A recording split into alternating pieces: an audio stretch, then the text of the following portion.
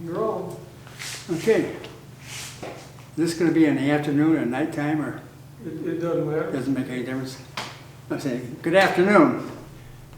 I'm Robert Juhler, Tech Sergeant, United States Air Force, retired. I entered the Air Force in May of 1955, 3 days after I graduated from high school. From there, I went to Sampson Air Force Base for boot training, and before that, I was a four-letterman in sports. I lettered in football, baseball, basketball, track and field, and gymnastics. I was a sportsman of all kinds. That was before I turned that. Anyway, completion of boot training in Sampson. I went to technical school at Keesler Air Force Base in Mississippi to become a radar technician, airborne type. That was just the beginning. I was staged. My first station after completion of training was at Yokota Air Force Base in Japan, where I worked on the last B-29 Super Fortress before it went to the Air Force Museum. The B-29, of course, was the Super Fortress that dropped a bomb in Hiroshima and Nagasaki. And not that plane, but the one like it. Anyway, I worked on it and the radar because I was the only one in the Southeast Asia that could work on that radar. Glory, glory. Anyway, after they went to a B-50, which was a modified B-29. The only difference between the two, they had a taller rudder, this rudder on the airplane, and had 4 increased powered engines. It went from 3350 compound engines to 4360, which gives them a lot more speed and a lot more altitude. We usually operated that airplane at 30,000 feet. That led me up to, when I went from Japan back to Washington State, I worked on C-124 and at C-141s and C-133s, you name them. If it had 4 props, jet or props, I worked on it. From there, I was stationed at Goose Bay, Labrador, and Air Rescue Outfit, 54th Air Rescue. At that time, we didn't know this was going to happen, but NASA people came to our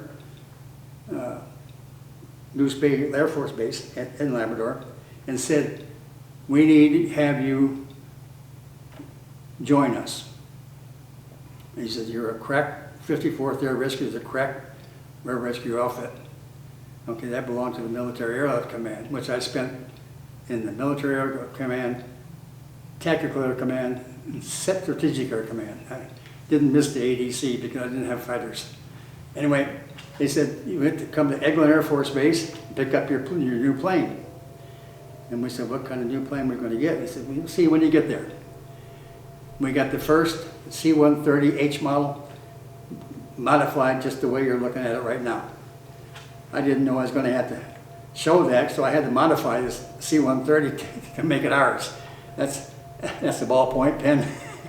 And those beetle wings, what we call beetle wings, they're designed to fill up against the airplane when they're flying. If they have a rescue, they put the beetle wings out. Now what happens is, if I can show you that, if you can show this on the camera, we have a balloon hooked up to a 150-foot bungee cord.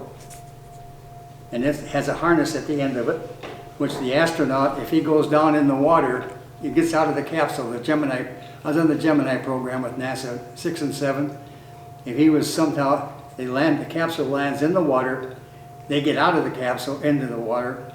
We fly over, we drop that harness, and rope, and balloon to them at low altitude. They get the harness on, they inflate the balloon, it goes up 150 feet. There's marks on the cable where we're going to attach it. The plane comes over and hits that balloon, if you can see that, and it cuts the balloon loose and ties a knot. Now the astronaut is hanging 50 feet below the airplane in a harness. And the plane keeps going, and he comes around the belly of the airplane, and the cargo compartment is down, and the C-130 has a big cargo door. The cargo door is down. It has a automatic winch on it. When he comes back behind the airplane and they see him, they have this winch comes down and grabs the rope, bungee cord, pulls it up onto a pulley. They winch him into the airplane, through the rear of the airplane. This takes 2 minutes. From the time they cut the balloon to the time he's in the airplane, it's 2 minutes. And we always have a little motto when we do this. We say, we never leave anyone in the water. The Marines say, you never leave a man behind. Well, we don't leave a man in the water. But that's the way it was. It was a very, very good stint that I pulled with Air Rescue, and especially being with NASA. But NASA was just a big figment in my Air Force career that I really enjoyed, and I got the Air Force Commendation Medal for it. We operated out of Brazil, Rio de Janeiro, in case they come down in the water there, and I was the commander in charge. Even though I was an enlisted man, I was still in charge. From there, I stepped foot with the year, but it's funny because I spent 15 months in Goose Bay, Labrador by orders. I only spent a little bit of time because we were all over South America and everything else with NASA. I was in 16 different countries in 21 years. And most of them South America and Southeast Asia. And that was the extent of my thing with NASA. In 1966, I was stationed at Clinton Sherman Air Force Base in Oklahoma, and my first tour with the B-52 bomber. Now, the B-52 bomber, nicknamed the Buff, for anybody that knows what they're talking about, it's the largest bomber that Air Force has in existence right now, and it's still flying, and it came into existence in 1953, and it's going to be coming around flying again until 2040. It's all rebuilt. It's got all new engines on it now. It's very high speed. You can operate up to 65,000 feet. During the war with Vietnam, which I was in Vietnam from 1966 to 1974, in Guam, Okinawa, Thailand, and all that time, it's amazing because it's an amazing airplane. It was designed to haul nuclear. It had the capacity to haul 4 nuclear H-bombs, which is enough to wipe the Southeast Asia off the map. The bomb that was dropped on Nagasaki and Hiroshima would do superficial damage to Chicago, but it wiped out Hiroshima and Nagasaki. One for each place. I was stationed in Thailand before I came back to the States to retire. We had a bomber was fitted with a little beacon about the size of a double deck of cards. It was mounted on a 18-inch circular plane with a 2-foot spike. And the bomber had the transponder on, I'm talking about the B-52, and then the forward air controller in country had those on aboard. He would find a concentration of Vietnamese rebels, we call them, pajama boys. He would drop one of these into the ground, and it would actuate, when it hit that plane in the ground, it would actuate a beacon, and the beacon on the airplane could pick it up on their radar. Now, back in the old days, they had the Norton bomb sight, if you're familiar with that. The navigator, bombardier, had to operate and sit there and make sure he had everything right before he could drop the bomb. Well, on this, the bomber, the transponder on the bomber and the transponder on the ground talked to each other. There was no adjustment made or anything else. It was automatic. So we got precision bombing. We could drop a bomb from 25, 30,000 feet down a smokestack. That's how accurate it was. But we were pretty accurate at that. The Gemini 6 and 7 is the one that I was on. That was pretty much the end of it before they went into the Apollo. I did not get into the Apollo because that was out of our air rescue, it was out of our hands with the Apollo, because the Apollo had its own way of coming back into space.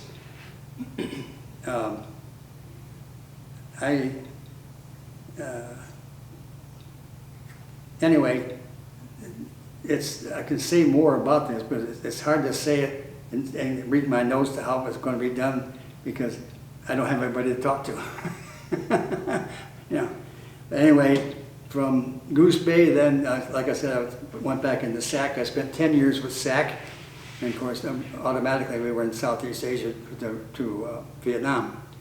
I'm a Vietnam veteran, and my thing with the transponder around the bomber, I got another commendation medal for that. I guess they liked me. But anyway, it was pretty much, I spent, like I said, I spent feet on 16 different countries, but you have to realize that there's a lot of countries. I had 7 countries in South America. I had 7 countries in Vietnam, in Southeast Asia, and I had 1 in Goose Bay, Labrador, and I had 1 in Iceland and in Green Bay, Greenland, and of course Labrador. So that's a lot of places to set foot on. I've been on Easter Island. I've been in Peru. The only place we didn't go in South America was Colombia, because Colombia was still heavy in communism. That's bad word right now, socialism.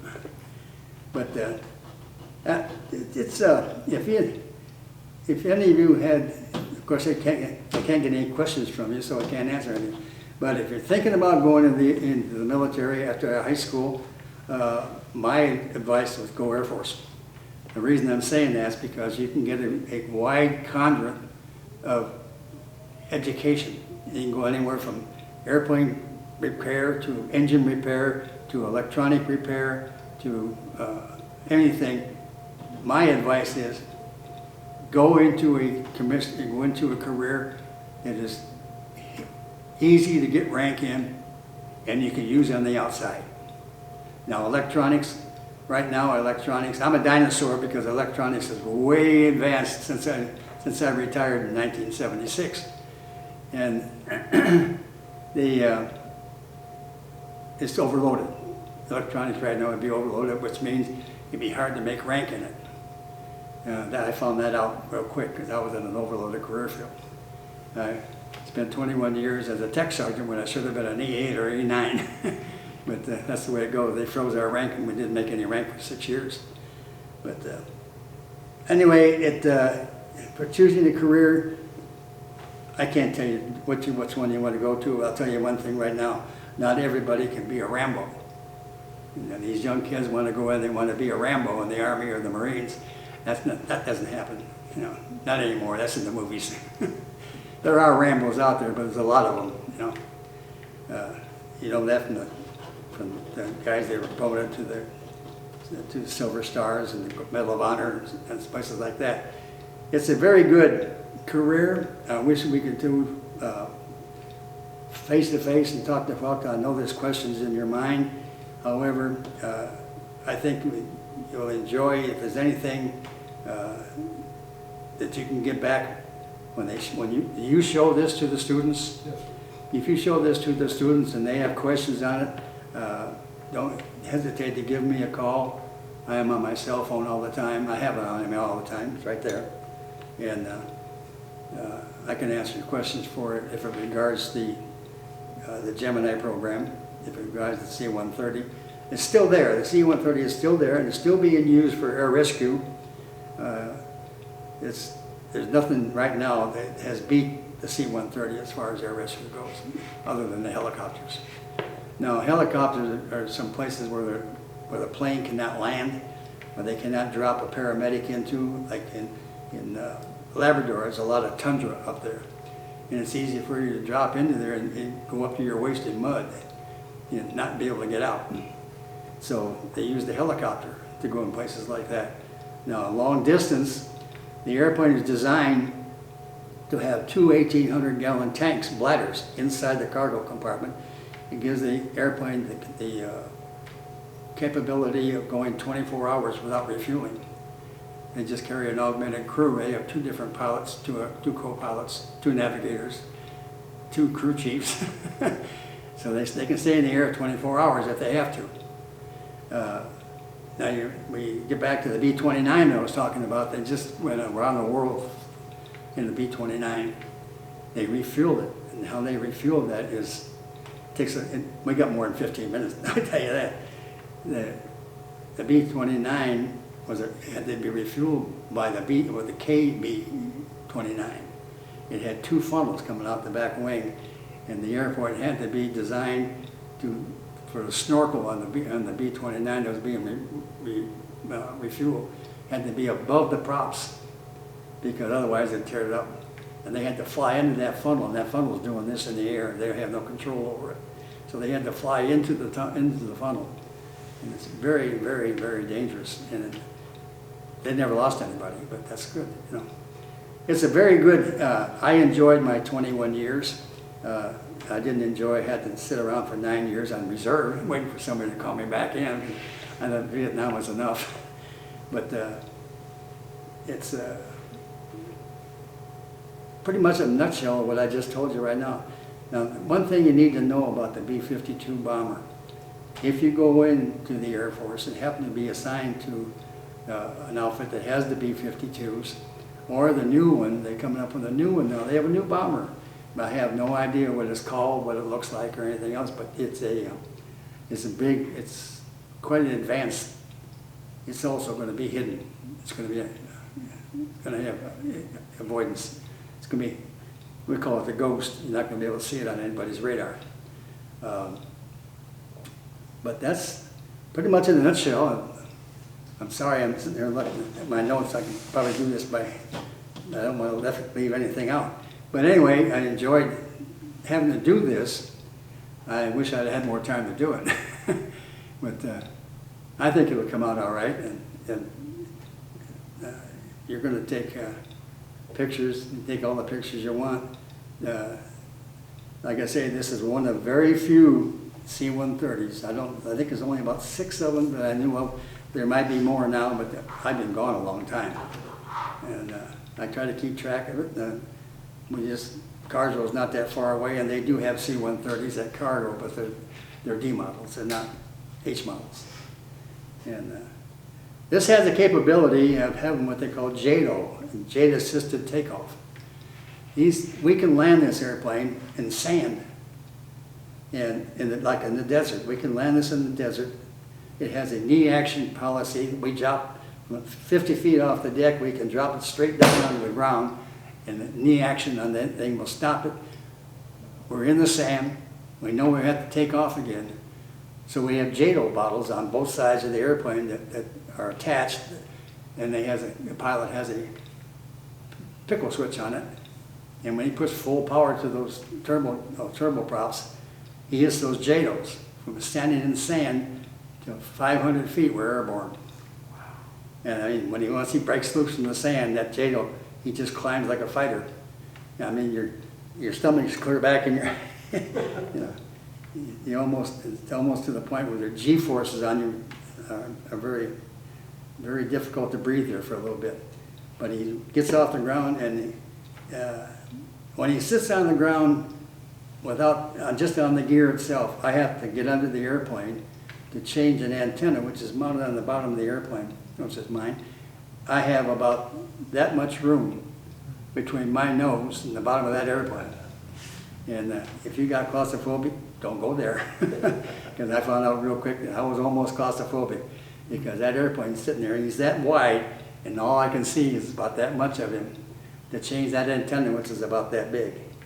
And you get used to it. These beetle wings on that airplane now, these beetle wings actually folded back around the airplane while they're in flight. The only time they put those in is when they're going to pick somebody up with it. Otherwise, it's just there. It doesn't do any good. There's nothing there to catch it. So they just never use it until they have to. And this radio, like I said, this is our only communication. That's what they call a secure radio. there's only 3 people that know what that frequency is. And during my Gemini 6 and 7, I was one that had the frequency, Houston had the frequency, and the astronauts had the frequency. So we had a 3-way conversation. If you're going to go down into the water, I had to know, because I had to pass it on to the crew. Let's go, you know. And we had coordinates to pick him up.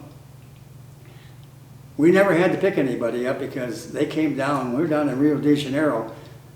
We came down in an area that was close enough for the aircraft carrier to send a helicopter out there and pick them up. Otherwise, they would drop medics and air paramedics with flotation collars, which they would put around the capsule to keep it from floating. I'm sorry, keep it from sinking. We had one got a little, one of the astronauts got a little horsey, and he opened the hatch on the Gemini before he was supposed to. And he got out, but the Gemini sunk. And so they had to go and retract it. All the equipment that aboard that aboard that Gemini was lost. And that was Gemini 6 had the failure. Gemini 6 picked up where it left off. That was Gemini 6 and 7. There was no Gemini 8. They canceled the program. Then it went into what they call the Apollo mission. And from there on, you know about the Apollo because it had a full man crew. It had a space shuttle that could leave space and come back.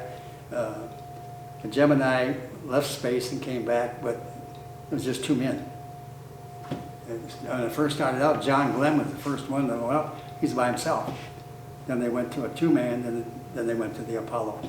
So it's quite a career field, and I'm proud of it. And I have a lot of stuff at home that I have a war room. And I got the first airplane I worked on, which was the B-29. I got the last airplane I worked on, which was the B-52. And I started off from big to big, and all in between, anything that had engines or jets, multiple, I worked on. So there was no Piper Cubs on the Air Force inventory at that time. But I would be open for questions, and I'm sure they'll probably ask you questions when you show it. If you have a problem, I can leave this with you. If it comes, questions, you can answer them, or you can call me on the phone and say, I got a problem, I need to answer this, blah, blah, blah, and I can give it to you. Okay. Okay? Good. So I hope that's enough. It's enough. It'll work out good. Yeah.